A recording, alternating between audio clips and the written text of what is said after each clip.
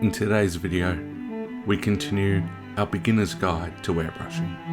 How to airbrush, how to practice, skills, and basic maintenance using the Iwata Eclipse HPCS.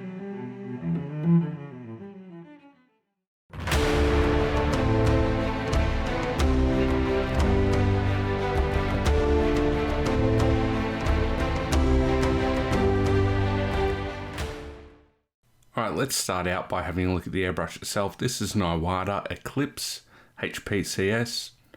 Very high quality, out of Japan.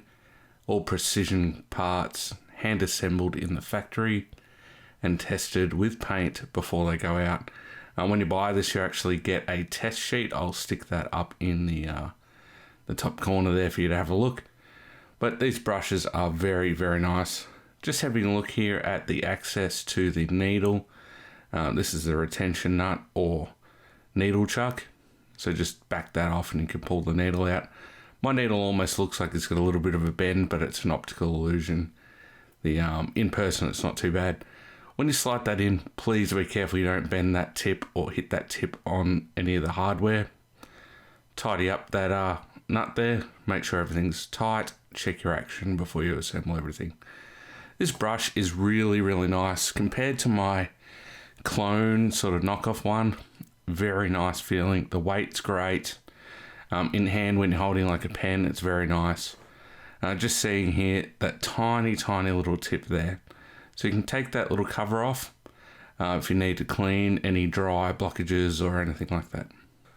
Okay, we're going to have a look at the action of the brush and how it performs with a liquid inside. In my case, I'm going to use some airbrush cleaner from Vallejo. You can just use water for this. I'm not going to use paint because I don't want to make a mess, and I also don't want to have to do a lot of cleanup. Funny enough, I'm using cleaner. Let's push the trigger in and start feeling where we're going to engage with our paint. It's not instant. The first little bit of that trigger, barely anything comes out. So just get used to where it is. It's a bit like driving a manual car. Where's the friction point? Where does it engage the paint?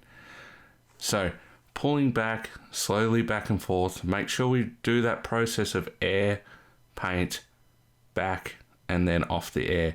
So if there's any paint left in the brush, you're not going to destroy your model or your painting or whatever you're working on. Down, back, forward, up. Now let's have a look at putting some paint through the brush. Now, being a beginner, we don't expect awesome results straight away. So be aware of that. It's fine to make mistakes. It's going to take a little while to get your consistencies down.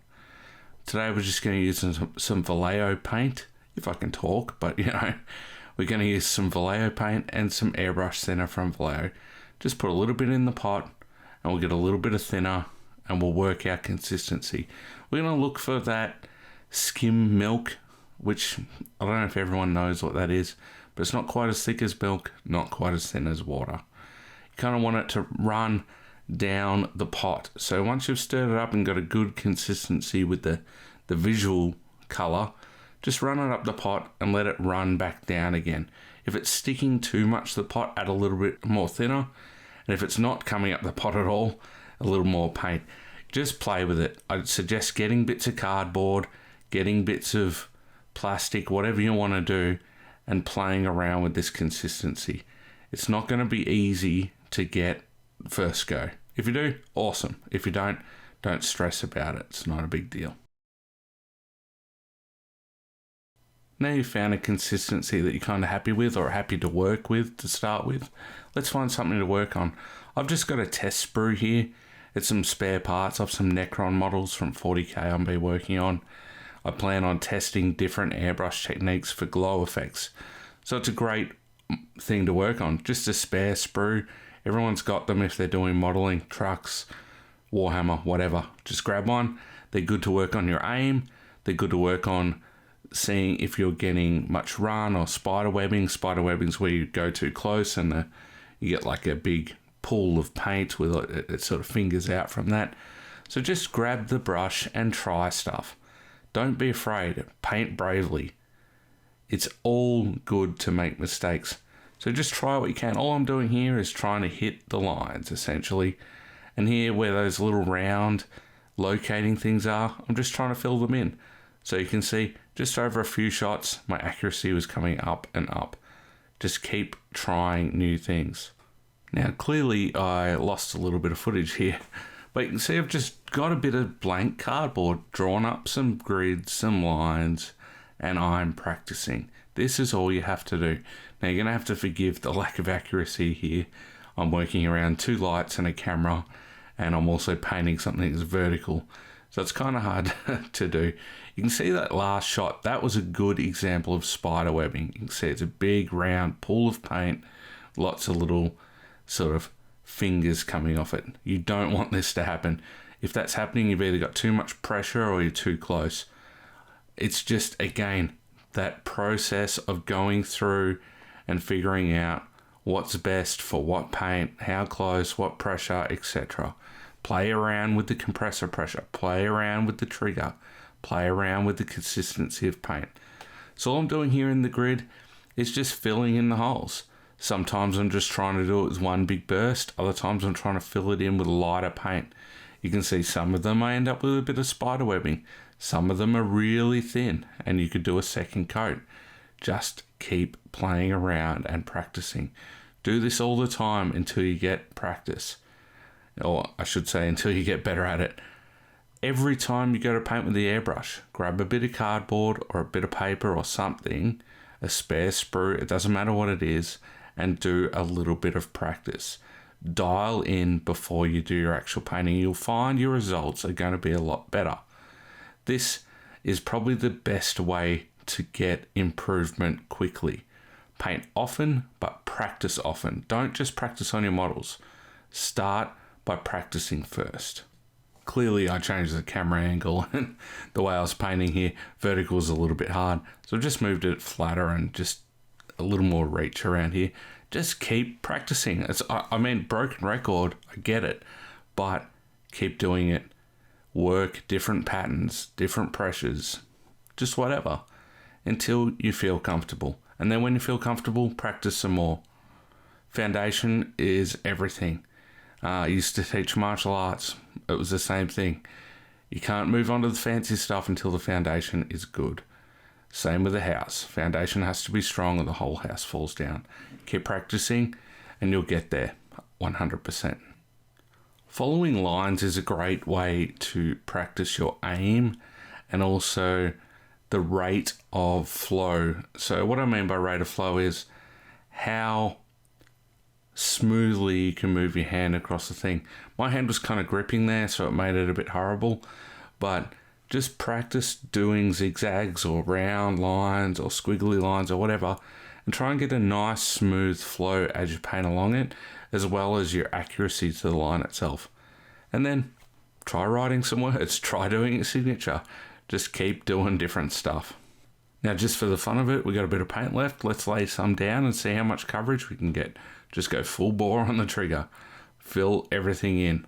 See how close you can get without it splattering. See how far you can get without it being too speckly. Just have some fun with it. Use up the paint. It's already in the pot. And it makes it a little bit easier to clean if there's no paint left in there. Now we're done making a mess. Let's have a look at cleaning the brush.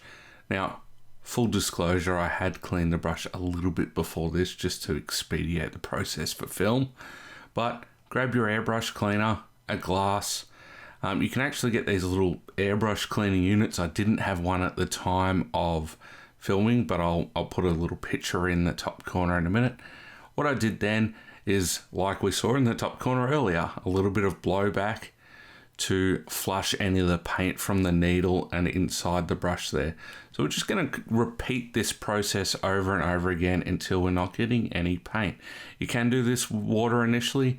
I'm doing it with cleaner the whole way. You can do water, water, cleaner, something like this, but put a little bit of cleaner in the top, blowback, pump it out.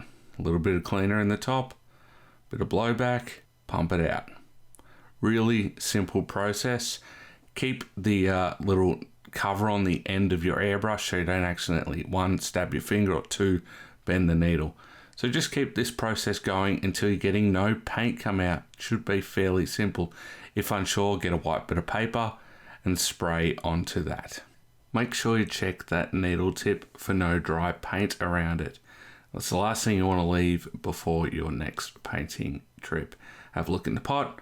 If it looks all clear, it probably is. Now, there is more process that you can do in cleaning, and there are cleaning kits available. I will put a picture up in the corner here for you to have a look. I recommend buying one of these kits and stripping your brush down and making sure it is clean. I'm not going to show it on the video now because it is fairly involved and a lot of small parts. I don't want to risk losing anything. Basic clean between colors, full clean at the end of the day. Okay, that wraps up our video, how to airbrush.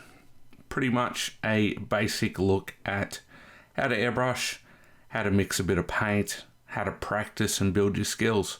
Definitely get some practice in, guys. The Wider Eclipse is a really good airbrush. Now, please like, comment, share the video. We need to get more audience interaction happening to get that algorithm going. So thanks for watching, guys. Appreciate it. Bye.